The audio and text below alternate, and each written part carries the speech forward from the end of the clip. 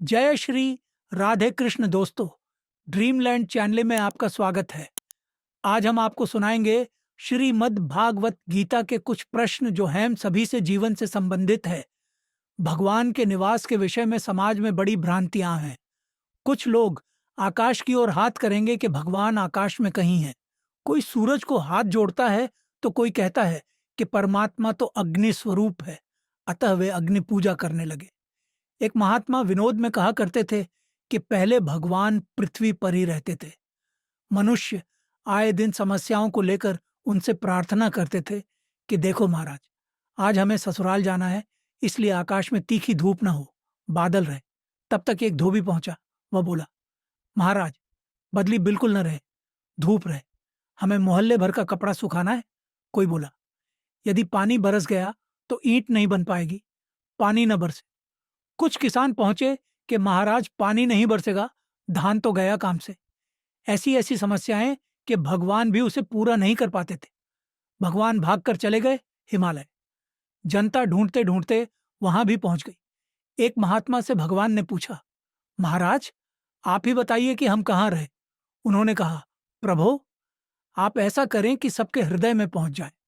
बाहर बाहर तो लोग आपको ढूंढ लेंगे, लेकिन हृदय में तो तब जाएंगे जब मन को संयमित कर लेंगे। मन का संयम इनके वश का है ही नहीं। संयम करने जहां बैठे तो फोन आ गया, अब संयम चला गया चूल्हे में। इसलिए जो मन को एकाग्र कर भजन में लगेगा तभी हृदय से संबंध हो पाता है। गीता भी तो यही कहती है, ईश्वरः सर्वभूतानां हृदयेषु अर्जुन तिष्ठति, ब्राह्मण सर्वभूतानि यंत्रारूढ़ानि माया। गीता 18 से 71। अर्जुन, ईश्वर सभी प्राणियों के हृदय देश में निवास करता है। जब वह सबके इतना समीप है कि हृदय के अंदर है, तब लोग उसे देखते क्यों नहीं। भगवान कहते हैं, माया रूपी यंत्र में आरूढ़ होकर भ्रमवश लोग भटकते ही रहते हैं, इसीलिए नहीं देख पाते। जब भगवान हृदय में है तो उन्हें ढूंढने कहाँ जाए। भगवान बोले, जहां है वहीं ढूंढना पड़ेगा। तमेव शरणम गच्छ। वस्तु हृदय में है और आप उसे तीर्थों में या बाहर कहीं भी ढूंढोगे तो नहीं मिलेगा। यदि भगवान को पाना है तो आपको हृदय देश में जाना ही पड़ेगा। हृदय में जाने के लिए रुकावट है अनंत कामनाएं, क्योंकि वहीं तो हृदय में भरी है। कामनाओं की पूर्ति में विघ्न पड़ा तो क्रोध, जो बाहर झगड़ा करेगा वह भीतर नहीं जा सकता। कामनाएं पूरी हो गई, सफलता मिल गई तो लोभ की ओर मिले, जिमे प्रतिलाभ लोभ अधिकाय। मानस में है तात्तीनि अति प्रबल खल, काम क्रोध अरुलोभ। मुनि विज्ञान धाम मन करहिन निमिष महु क्षोभ। मानस, तीनों विकार विज्ञान धाम मुनियों के मन में भी एक पल में क्षोभ उत्पन्न कर देते हैं। जो उनसे लड़ झगड़ कर इन्हें जीत ले वहीं हृदय में पहुंचेगा, इसलिए युद्ध स्थली हृदय है। इदम शरीरम कौन्तेय क्षेत्र मित्यभिधीयते। अब आइए गीता के आलोक में युद्ध के स्वरूप का अवलोकन करें। प्रश्न, महाराज जी, कुरुक्षेत्र की स्थिति को लेकर आजकल मत मतांतर समाचार पत्रों में देखने को मिलते हैं। वस्तुतः गीतोक्त कुरुक्षेत्र कहाँ है? उत्तर, देखिए, गीता एक यौगिक शास्त्र है। गीता पढ़ते सभी हैं, पढ़ना भी चाहिए। ये बात अलग है कि प्रारंभ में अधूरी जानकारी मिलती है, किंतु अधूरी जानकारी ही पूरी जानकारी के लिए प्रेरणा देती है, इसलिए पढ़ना आवश्यक है।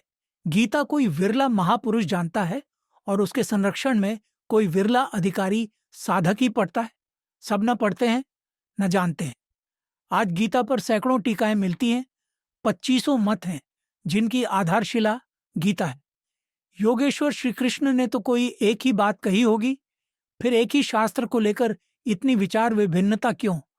वस्तुतः मनुष्य जिस वातावरण में पलता है उसका प्रभाव बुद्धि पर पड़ता ही है। अपनी बुद्धि के अनुसार ही लोग शास्त्र का आशय लगाते हैं।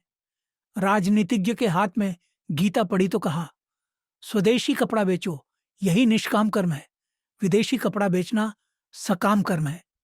रूढ़िवादियों के अनुसार जिसका जो पैतृक पेशा है वही उसका कर्म है।